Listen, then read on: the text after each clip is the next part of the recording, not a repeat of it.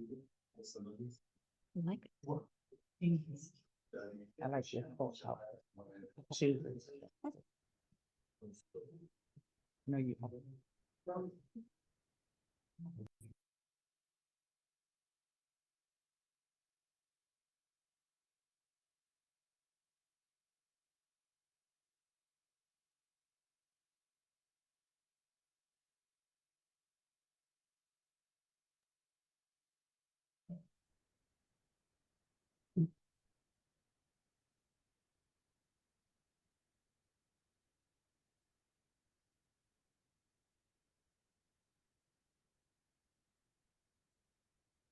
Good morning, everyone, and I'll call this meeting to order for the San Joaquin Regional Rail Commission. It is 8:03. We will now rise for the Pledge of Allegiance, and then we'll have a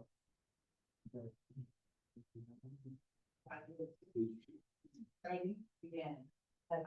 Allegiance to the flag of the United States of America, to the republic for which it stands, one nation, under God, indivisible, with liberty and justice for all.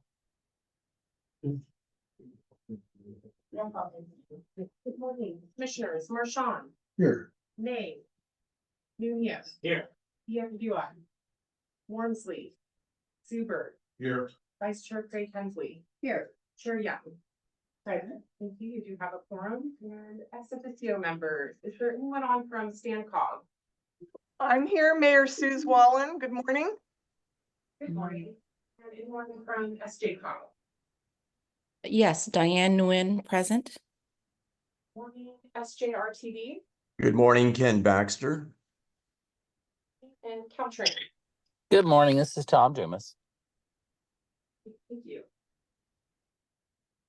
Good morning, everyone. We'll start now with public comments. Do we have any speaker cards this morning?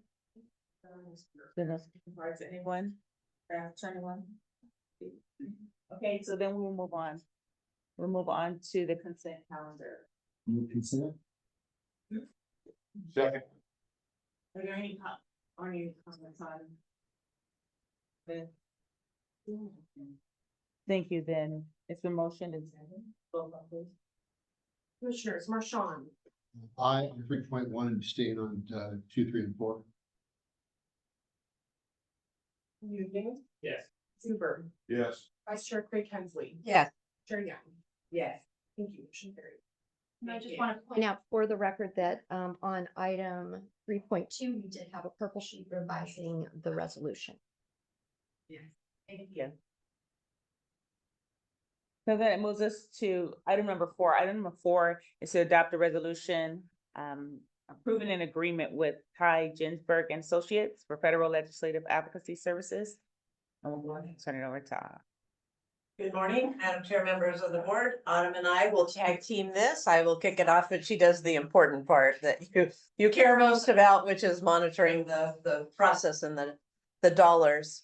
As you can see from the item, this is a service that the Rail Commission really needs, as well as your own home entities.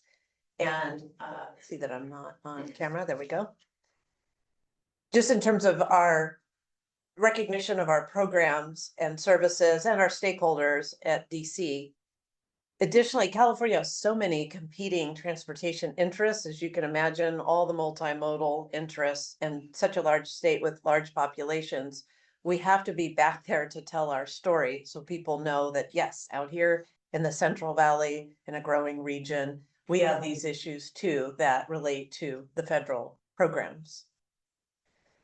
The activities that we've discussed and you usually see in your monthly reports from our existing incumbent, they help us with the legislative platform and they really try to help us match our projects with the best programs at the moment. As you know, federal priorities change over time, both at the agency and at the administrative level. And then now with the community grant funding with our legislators. So there's a lot of moving parts we have to adapt to on any given year. So we're mindful of congressional district needs and how they interrelate to our program when we go back to DC and suggest we want federal support or federal funding in our programs. They also provide a lot of the technical and political support, the ground game, if you will, in Washington, DC, which is just too difficult for us to arrange here. The last 5 years in particular has seen a significant rise in the federal landscape for funding. Things changed dramatically. And in parallel, things in our state changed. And you could see those two things as unrelated, but the priorities of our governor have been use the state money to leverage the federal money. That doesn't always work nicely, but to be able to continue to be eligible for state funding, we have to show a very demonstrated effort to try to leverage what California has put on the table in these programs. And Momo and her team have reported that to you over time. She's got another great report today, but it's a lot of moving parts, so it's a lot to keep on the table.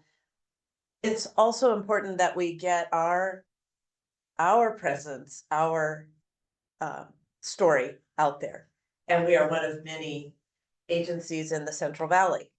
And we are connected with the Bay Area and Sacramento. And so sometimes our geography can kind of get us a little lost. We're not over there, and we're not down there, and we're not up there.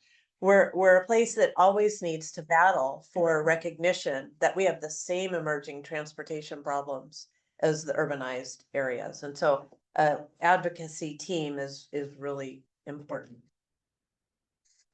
I will say, we're going to recommend the incumbent firm today. Many of you are familiar with their efforts. They've been very successful. And Autumn will tell you, we had a very good recruitment process, but I'm pleased at all the reporting and the activities that I've been engaged in with this firm.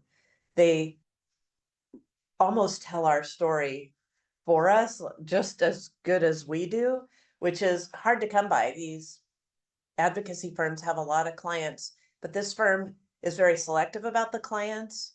We're not in competition with any of the other clients. And those that they do have that are similar, I've been able to learn a lot from, just in terms of how they tackle things in their region. And then we've been able to share some of our successes. And so it's been a good collaboration. A lot of times those are the people you're fighting with, but in this case, it's been very collaborative. We have secured a lot of money with their help. And I do want to make sure to give a shout out.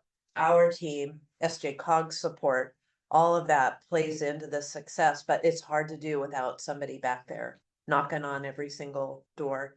And in the end, they end up almost like an extension of staff. There have been times where we have been very shorthanded, but the federal programs don't wait for us or care about that particular limitation. And this team has jumped in and helped supplement where staff might have needed to put work scopes and timeframes together.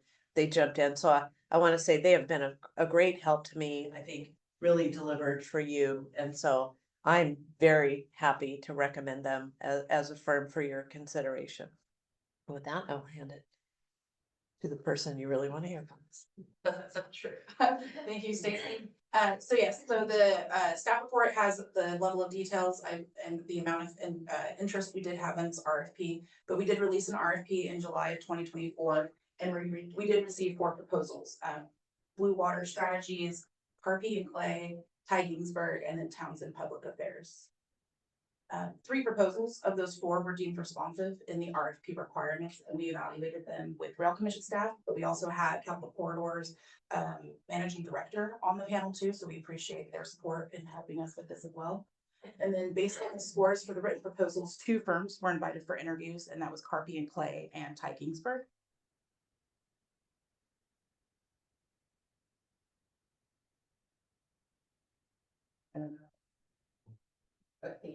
So then after combining the scores from the written proposals and interviews, we deemed Ty Ginsburg and Associate as the most responsible and responsive proposer.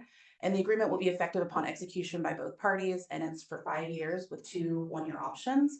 The total is $478,490. And then on the slide, we have the breakdown by year. So it's a little bit of an escalation every year, but it's 5 years total. And then the 2 option years. And then the fiscal impact, the expenses and revenues for this contract are in the current fiscal year's operating budget. And we'll bring it to you every year as part of the annual budget approval process for the future years. And with that, staff recommends approval of this agreement, and we would be happy to answer any questions. All right, do we have any questions from staff? From Our board here. I do, thank you. Vice Chair. I've been impressed, as I've stated before, with the amount of detail and information that we get in their Washington updates. So it's very clear to me that this firm, has the connections and the knowledge and is understanding the right programs to follow for us to be informed as commission members. Two questions I have. Frankly, I find their cost, their fee low. I mean, honestly, having worked in DC, I think it's actually a very reasonable sum. And so I think that we're getting a good investment with the firm that already, we don't have to deal with, getting them familiar with who we are. A couple things I wanted to ask because, and SJCOG will be interested in this as well. Because we go to One Voice and we can have upwards, I think it was last year, 82 or so people who went to One Voice. Will we have the opportunity then for our firm to be able to guide us as well through the discussions going on and the correct people for us to meet with along with members on issues of transportation, rail, meaning whether it's with the agencies or with the key committee members. That's one of the things I kind of anticipate they'd be joining that effort. Is that a correct assumption? That's correct. And we're careful to line up fully behind SJCOG's One Voice, and COG has their own advocacy group in DC who we know well. And so we let them take the lead, and then we do through our team in DC is funnel through the suggested meetings we might need that wouldn't be relevant to the whole group and might be relevant to a small group. And so they coordinate on setting those meetings up, and they've done that in the past. And then just one follow-on question I've found in working with other firms before on issues where they have multiple clients. Sometimes that can be to your benefit because even though they may be in healthcare or in other areas that aren't necessarily conflicting, some of the members that they approach may be on committees that we would benefit from, maybe they're both on healthcare and transportation. So sometimes those relationships are really critical and they can get us in the door because of the fact they have those longstanding relationships. So that's just something I think about as being prepared for, and would actually ask them, who is on a transportation or subcommittee that's appropriate for us that we should make sure we meet with, that you guys already have a relationship with, because that just makes it so much easier to get an appointment. So, but I think excellent, it's time, and I so appreciate the fact that we've got a firm that we're already working with. So thanks, staff, for pulling this together. Any other commissioners? Any online? Okay, this is for both regular and special voting members or one action item. So do we have a motion? To approve the resolution. Good. Going on that way. All right, it was motion and second for a public. Commissioners Marchand. Aye. Nuno. Yes. Zuber. Yes. Vice Chair Craig Hensley. Chair Young. Yes. Thank you. And so this will now, thank you, Adam. This will now take us to our recent grant awards, and now we'll have Momo. Thank you. Good morning. So at the last board meeting, I was able to tell you the good news regarding all the recent grant awards we received to date. Since then, it's only been a month, but we received 2 more grant awards that are very significant. And so I wanted to share the latest good news with the board today.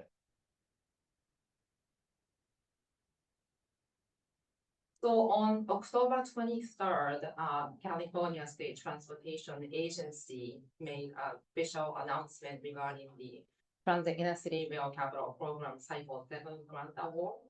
And our agency was one of the lucky applicants who received the grant award amount of $70.9 million for the projects that are listed on the table: Stockton Diamond, South Lockton Yard Crossover, Madera High Speed Rail Station, and the Rail Academy of Central California Track C. The amount included in the table are the amount that we requested in the application. But what's really great about this grant award is that CalSDA allowed us to move the money between the project as long as we stayed within that total award amount of $70.9 million. On the same day, October 23rd, our vice chair of the SJRRC board was able to attend the press conference that was hosted by the CalSDA to celebrate this wonderful milestone. So that our Doug Baboon, vice chair, delivering the inspirational speech on the left and celebrating this great moment with the fellow Central Valley Transit Authority to receive this great grant award. And then that's Vice Chair Baboon and Chad Edison, the Deputy Secretary of CalSDA, shaking hands. On October 29th, just a few days ago, we received another grant award in the amount of $2 million from FRA for pre-seed grant for the Track C project. Once again, and that was a very, very good day for us. Tamika and Megan thanked me like 15 times. This is our very good favorite workforce development program. We have been trying to receive money for this program for a long time, but we haven't been successful. But it really meant a lot to us to receive these grants from both state and federal government, because this is truly a community-based program that we really care about, because we are providing this opportunity to high school and adult students in our region to provide this wonderful opportunity. So I just wanted to highlight that. And this concludes my report, and I'm ready to take any questions. Thank you. Any questions from our commissioners? How about online? I just have a comment. Congratulations. Thank you. And congratulations to the track program, now $2.3 million. That's great. And thanks, Momo, for your continued efforts. And I didn't make a comment on the last one, but I'm grateful for the continuity of the representatives for the extension of the San Joaquin Regional Rail and all the many moving facets that we have. So thank you. Now this will take us to board member comment. This is just moving along. I really feel like this needs to be engrafted into our cities.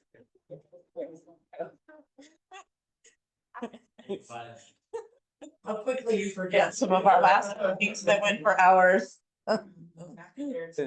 Tracy, but okay, any commissioners here? Yes. I just got one, and it's only makes me think of our future opportunities down the road. I've now been appointed to the Delta Protection Commission's sub-advisory group, which is the Sacramento-San Joaquin National Heritage Area. And as I was sitting through a meeting yesterday, looking at the boundaries, realizing that there's so many opportunities for people to get off a train and then go and experience, whether it's by bike or if, we had e-cars or something like that at the station down the future. Tourism is a major driver for those Delta communities, and you've got businesses, small towns with elected leaders on that advisory body. It does make me think in a very forward-looking way about how to take advantage of some of those major tourism destinations that are these fairly large and expansive areas that represent, the Sacramento and San Joaquin counties in particular, Contra Costa County, Alameda County. I mean, they're all, touched by this area. So just a thought down the road, not that we don't have plenty of stuff on our plate right now, but as we talk about wine trains, which always gets me excited, it does make me think of the opportunities of tourism related to other destinations along the rail. And of course, California's original wine country. Yes, there you go. So We have an aid station. that's right. And the wine trolley. Yes, that's right. So anyway, that's it. Thank you, Madam Chair. Thank you. Mayor Marchand, did you have anything? I just wanted to add on to that one. Okay. Any over here? How about online for any of our other city commissioners? Okay, then I'll just have a brief report before we Oh, get to. I had a comment. Sorry. Can you hear me? Okay, Mayor Sue Swallow, we're gonna get to you in just a moment. Oh, ex I'm officio, sorry. I so thought I'm you gonna went on stay with to that. Commissioners right now. Got Thank you, it. though. We didn't forget about you. Got it. Thank you. Okay. You're welcome. So I just wanted to just say thank you to Stacy Morrison, who came to Tracy this past Wednesday evening, the 30th, which was the great reveal of the mayor's leadership wall. So it's been something I've been working on for 7 months now. It was actually a year ago today that I was in Boise, Idaho for the NARC conference. And there I saw a wall that was, Byron is the one who did, I can't remember his last name, but he created this really magnificent mayor's wall in Boise, Idaho. I know I'm at a competition with this horn. And so it was just fabulous. And I had already been looking for, yes, I'll wait for one moment here. So now he must go. And I have been looking for some ideas for some way to be able to showcase all the mayors that's ever served in the city of Tracy. And I went to Ripon, I went to a lot of different cities, and I had an intern that helped me as well. And so we came up with this whole plan, and Byron and Boise, Idaho gave me some good advice on how to get it done and how to get it done a lot less expensive, a lot less time than it took for him to do it. And our project came in 1/4, but he donated all his time, so I'm sure it's way less than what he anticipated. But it was finally finished, and we displayed it and revealed it on this past Wednesday. And so Stacey was there. I didn't get any pictures with her. I don't know if she took any pictures there. Of course, I got zillions of pictures, but just none with Stacey. But I just want to say thank you for coming out for that. It's historical to remember all of our history from 1910. And so also, I just want to make mention, I went to a ribbon cutting also earlier this week in Tracy. It's the new Valley Mountain Regional Centers for Special Needs, and it's all ages from 0 to UPAT. And so they opened right next to the A station, right there in Tracy. So they decided to have a headquarters center there because they had 3 in Stockton, but they didn't have any in Tracy. So it combines all the resources out of that one office. And so when I was talking to some of the leaders there, I was thinking about suggesting that, maybe they can plan some day trips on the ACE, because they can just walk right over. So, all right. The mayor has talked about that project several times as we've attended other meetings, so I had a visualization of what I thought it would be, and it was just based on what I've seen in other cities, but it really is a stunning gift to the city, and I do encourage everyone to go see it. It was unveiled, but afterwards, when people really went up and looked at the pictures and names and the time served, so many stories started right at that moment. And I didn't realize there had been women on the council in the late 50s. I mean, it was just really interesting. It got you delving into people from a long ago era and being very interested in what they brought to the city. So it's a destination to go check that out. And I think it's a great gift to the city. Thank you. And I decided to add the council members as well. I didn't want to just remember the mayors, because what if I never made it to be mayor? And I definitely was a part of the leadership in helping build the city. So it went all the way back to the beginning. I started in 1869, but we didn't have our first set of leaders until 1910. And so, and yes, the first female was 1958 on the council. There's been 15 to date. I'm number 10 of all the women, period, that served on the council out of 97 people. But for the mayors, there was 2 other women that were appointed, which I knew of in the 80s. And then myself was the first direct elected female. And so it was great. And just hearing stories about the first females, like she was nails, not hard as nails, but she was just nails, I was told. So it was great. So it will continue when you go look at it. We don't have our QR code up yet, but the QR code will be interactive so that people can scan it and find, and we'll have Audible on there and be able to see more about even council members, the pictures and things and bios. And we encourage people who know about these different ones to share things online, kind of like a Wikipedia, so that we can find out more about all the different leaders throughout time. So that's my report. So we will go on to now the ex officios. So Sue Swallen, Mayor. All right, good Odessa. morning, everyone, and thank you, Nancy, for bringing that up and for your service. I just wanted to bring attention to the consent calendar, item 3.2, the $25 million grant that Stacy will be helping with. I appreciate your work, Stacy. This is with our partnership that we can hopefully continue on with the Modesto Station and track work project and the Ceres Station layover and track work project. And the comment that was made about tourism earlier, it made me think about how I noticed that it mentioned in the agenda item that Ceres is downtown, but Modesto Station is also in the heart of our downtown. And we have the new Modesto Children's Museum and the Graffiti Museum, Gallo Center for the Arts, where we have opera, ballet, and symphony, which is very unusual. There's very few cities in the country even that have all three, opera, ballet, and symphony. So we're looking to bring people to the Valley. So I think this will be an opportunity to have people, you know, we can think of this differently. It's not just getting us to the Bay Area, it's getting the Bay Area people here to see what all of us have in Tracy and Lodi and Ceres and Modesto and all of our wonderful cities in the Valley. We do have the largest winery in the world in Modesto. So I think that, you know, there's a lot to be said for our Valley and the beauty that it brings to this world. So thank you so much for your work, Stacy. We look forward to continued efforts and partnerships going forward. That's it. Thank you. Thank you. Thank you. So that's from Stan Cog. Do we have anyone from Caltrans? Yes, this is Tom Dumas. I just wanted to let everyone know that the Sustainable Transportation Planning Grants call for application has been released. It started last week.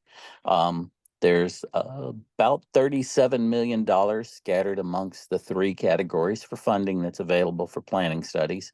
And this year we have moved the due date for the applications back to January 22nd. So all the staff in the past who have worked so diligently through the holidays now can take a break and enjoy Christmas and then send us their applications. Thank you. Thank you. Okay, SJ Cog, Diane? Yes, hello again, Chair Young, commissioners, and members of the public. I thought I would take a few minutes and give everyone a friendly reminder of the San Joaquin Measure K half-cent sales tax program. Many of you are aware of Measure K. It is a vital funding source that was passed by San Joaquin voters in 2006. It was put in place for a 30-year time frame from 2011 to 2041. And it was approved by the voters with a multimodal focus. That means that all the revenue from this half-cent sales tax is split under the ordinance to a multi-pronged investment strategy. In that investment strategy, 30% of Measure K revenue go straight to rail and bus transit investments and bike and ped investments. 35% of Measure K shores up our local street road and safety repairs.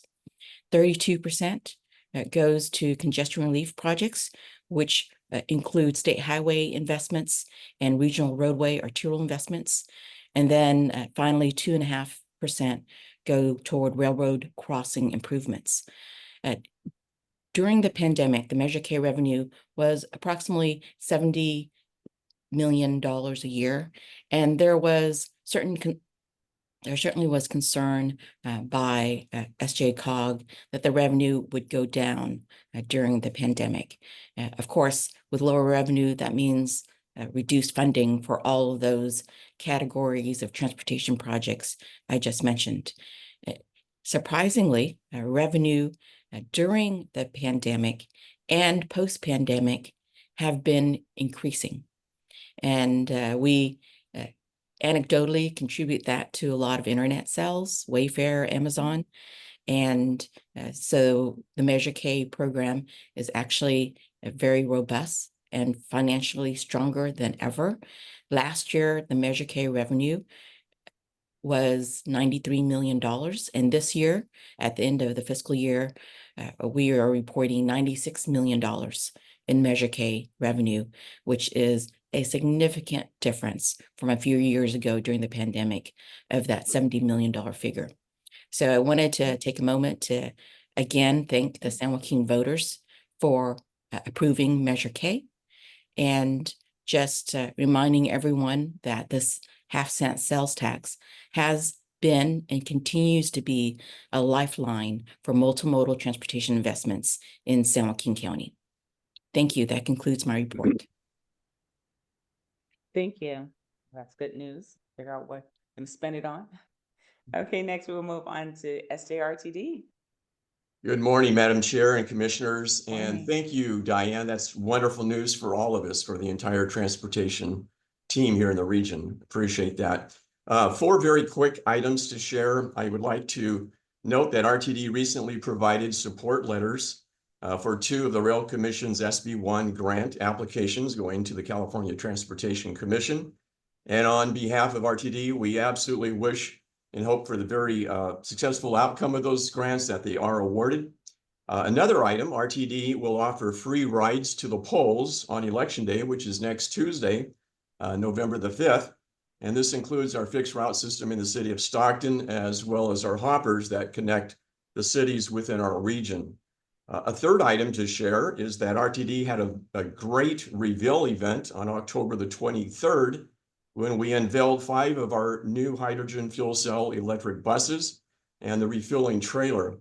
We had some great speakers, a wonderful turnout, and I would personally, and on behalf of RTD, like to thank all of you who attended and supported this wonderful and very special event. Lastly, I'd like to give an update that RTD's ridership continues to increase.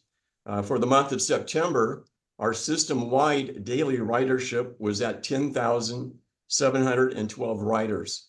So we're very grateful that we're seeing an increase there of our ridership. It's very important to all of us. This concludes my comments, and as always, I'm available to assist in any way that I can. And I would like to wish all of you a great weekend. Thank you. Thank you. All right, that takes us to our executive director's report. Have 2 quick things. Number 1, I want to introduce you to Alex Guzman. If you want to stand, sorry for the people not here. Alex is our maintenance team lead. And if you recall, I talked in the past about being farm clubbed or farm clubbing others because we're pulling staff from all the same places. Well, we got farm clubbed by the city of Stockton a while ago. And so we have had a vacancy on our maintenance team, which is critical. They really bust their humps out there. It's a lot of geography. And if you go to a station, you know, we have a great pride in how we maintain those. So I'll let Alex introduce our newest member of the team. Hello, everyone. My name is Alex Guzman, maintenance lead. I'm here to introduce everyone to our new hire, Spencer Herflin.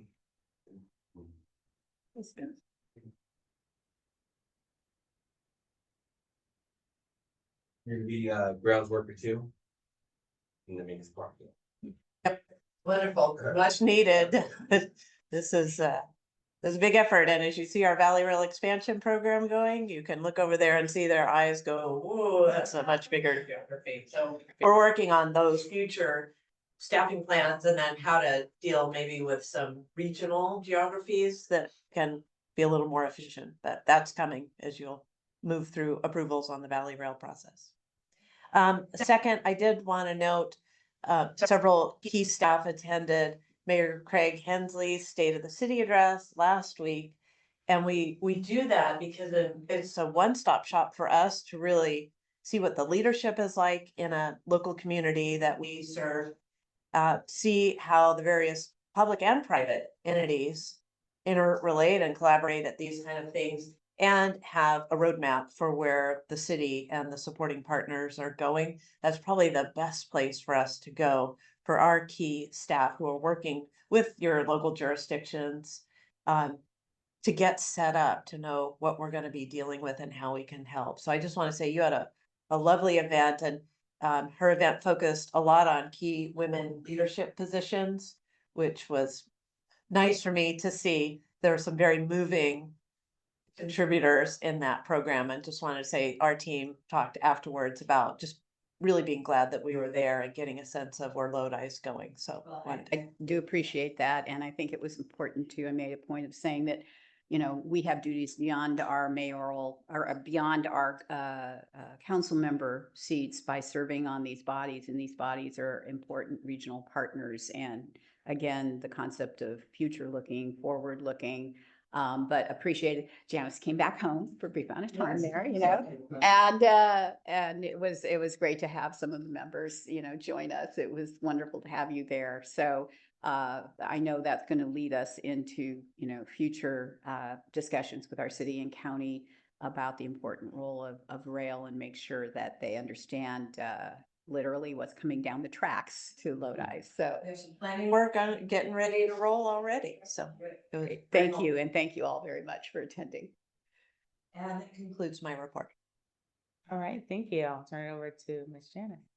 Thank you. We are going to adjourn to closed session. We have one item on the closed session, which is public employee performance evaluation pursuant to government code section 54957, one, an executive director, which is an unrepresented employee. And this is for both regular and special voting members.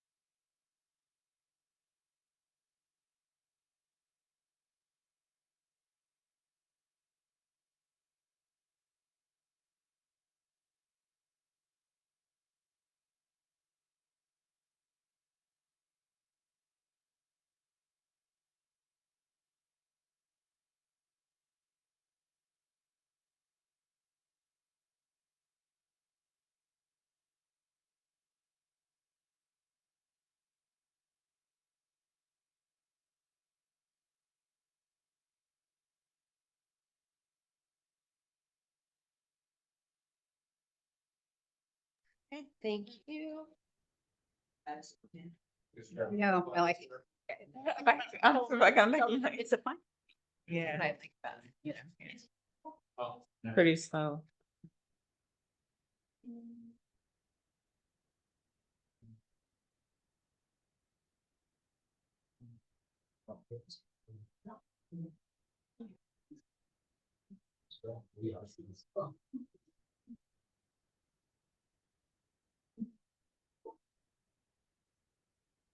We're almost closing out right now. Then I'm a move. Your seat. You can have it. You can have it when I'm done. Great, thank you. We're returning back to open session at this time. It is 10:10 a.m. And so I'll turn it over to our council, Ms. Janice. Thank you. We had one item on closed session, as noted for the record, that was the public employee performance evaluation.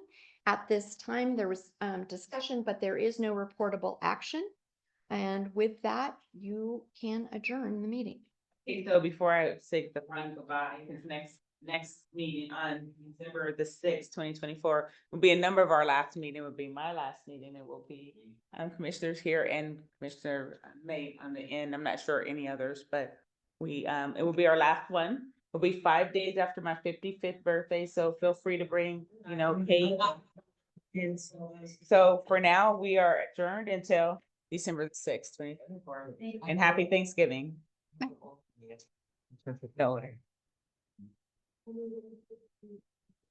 All right. Happy early birthday.